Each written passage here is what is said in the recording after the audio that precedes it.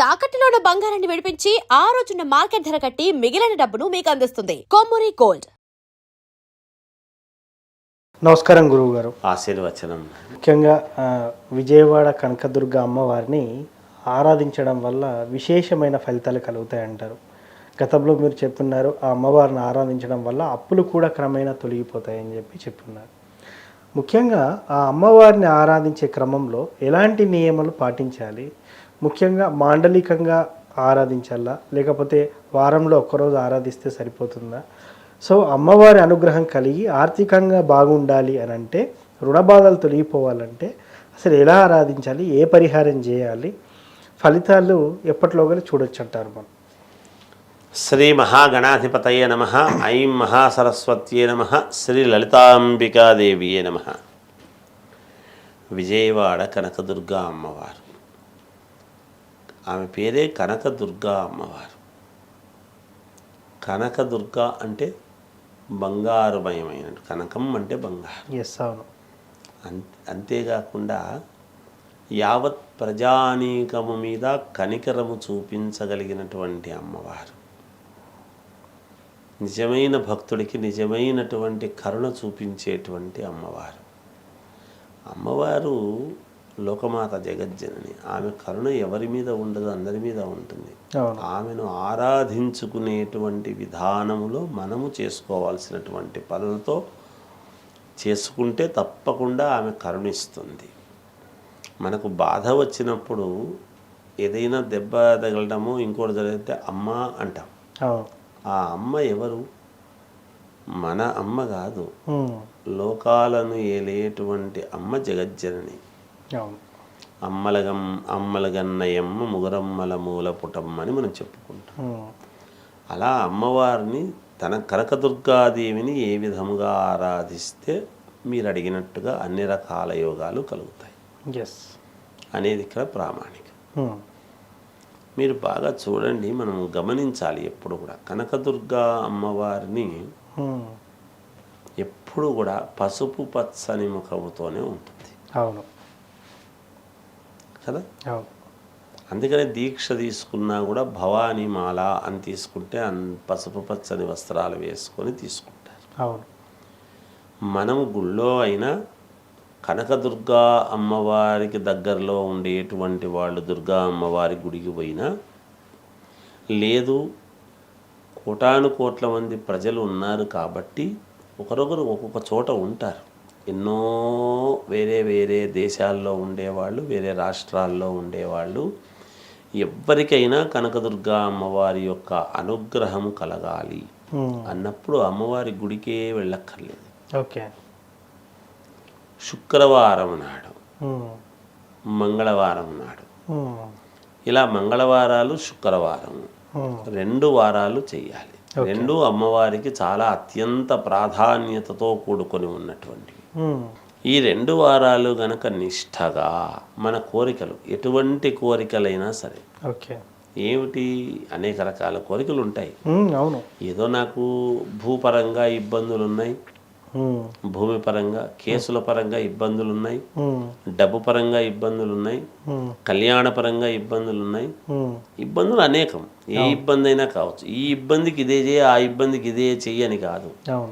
ఇక్కడ ఎటువంటి ఇబ్బందులు అనేటువంటిది మనం చూసుకుంటే వాళ్ళకు తెలుస్తాయి.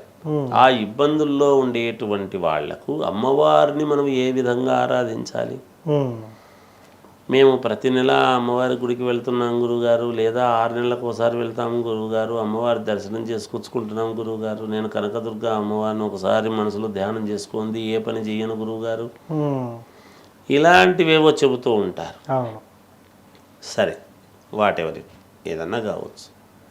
కానీ అమ్మవారిని ఆరాధించేటువంటి విధానంలో ఏమిటి ఒక్కసారి మనం ఆలోచన చేసినట్టయితే, కనకదుర్గా అమ్మవారి ఫోటో అందరి దగ్గర దొరుకుతుంది, అన్ని చోట్ల.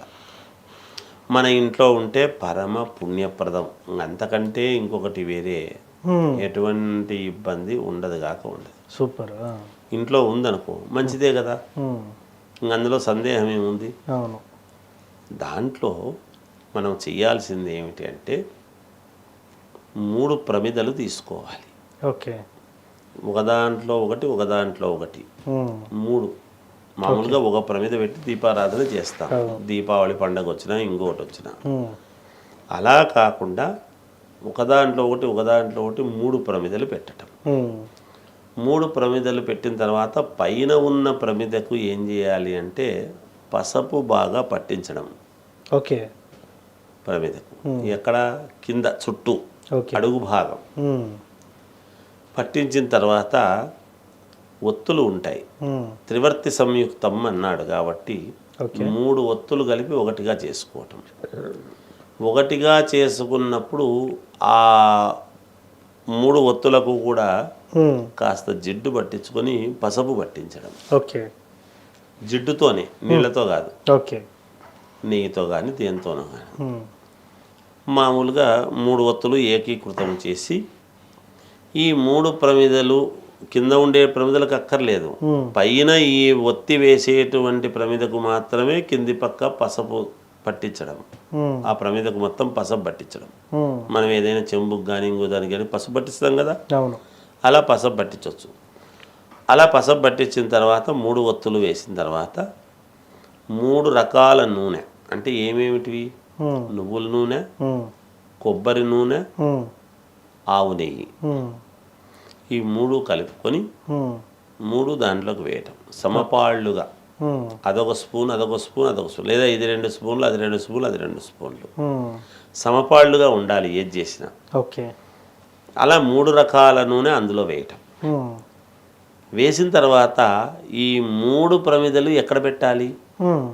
కనకదుర్గా అమ్మవారి ముందు ఉమ్. మండలం చేయటం. ఓకే. చతురస్రం ఉమ్. అమ్మవారి పటం ముందు ఉమ్. దేంతో, గంధంతో ఓకే. చతురస్రముగా మండలము చేసి ఉమ్.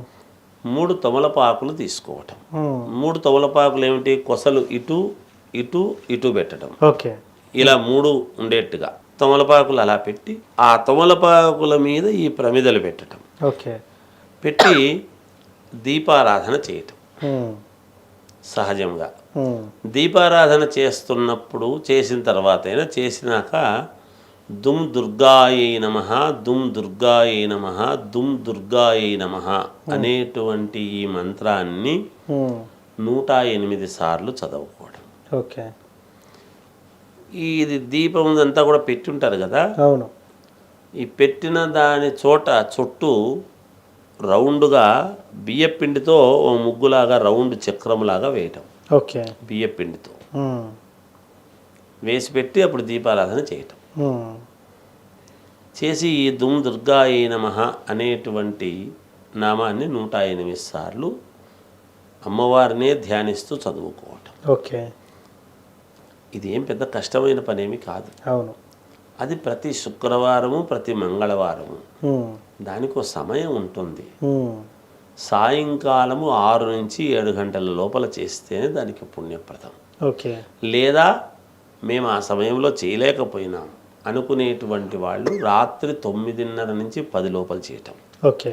ఈ 2 సమయాల్లో ఎప్పుడు మీరు నిష్టగా మొదటి నాడు ఏదైతే చేస్తున్నారో, మొదటి వారాలు చేస్తున్నారో, ఉమ్. చివరి వరకు అదే సమయాన్ని పాటించటం. ఓకే. చివరి వరకు అంటే ఇట్లా ఎన్నాళ్ళు ఉమ్. అవును. అనేది ఉంటుంది. అవును. 16 శుక్రవారాలు 16 మంగళవారాలు కావాలి. ఓకే. అంటే వారంలో 2 సార్లు, వారానికి 2 సార్లు. ఉమ్. అవి 16 అవుతాయి, ఇవి 16 అవుతాయి. అవును. ఈ 16 మంగళవారాల లోపల 16 శుక్రవారాల లోపల వాళ్ళకే తెలుస్తుంది. ఉమ్. నా దగ్గర రూపాయి లేనివాడు ఈరోజు ఓ 10,000 ఉంది అని వస్తాడు. అవును. అమ్మవారు ఇస్తుంది, ఓకే. నీ కష్టం తీరుస్తుంది. ఉమ్. అమ్మవారు ఏదో ఒక రూపముగా వస్తుంది. ఎస్. అవును. చివరి రోజు చివరి వారం చేయాల్సినటువంటిది ఏమిటి అంటే, ఎవరైనా ముత్తైదువను పిలిచి ఆమె కాళ్లకు పసుపు పట్టించి ఉమ్. ఆమెకు తాంబూలం ఇవ్వటం. ఓకే. తాంబూలంలో మీ ఇష్టం, చీర పెట్టొచ్చు, రవిక పెట్టొచ్చు, ఉమ్. పళ్ళు పెట్టొచ్చు. ఉమ్. ఏమీ లేకపోతే ఖర్జూర పండు పెట్టి తాంబూలం ఇవ్వచ్చు, పాద నమస్కారం చేసుకోవచ్చు. ఉమ్. ఒక ముత్తైదువకు, ఉమ్. ఒక స్త్రీకి చివరి వారం, ఓకే. చివరి లాస్ట్లో మంగళవారం పడిందా శుక్రవారం పడిందా అనేది చూసుకొని ఓకే. చివరి వారం ఆమె అమ్మవారుగా భావించి కనకదుర్గాదేవి మా ఇంటికి వచ్చింది అనేటువంటి భావనతో వీళ్ళు పిలవకపోయినా వీళ్ళు చేసినటువంటి భక్తికి మెచ్చుకొని నిజంగానే ఒక ముత్తైదు వస్తుంది. అవును. అది మీకు బంధువా అబంధువా ఆత్మబంధువా ఎవరు తెలియని వాళ్ళ ఎవరో తెలియదు. అవును. ఎవరైనా రావచ్చు, ఏ రూపకంగానైనా రావచ్చు. చివరి వారం ఖచ్చితంగా ముత్తైదో మీ ఇంటికి వస్తుంది. ఓకే.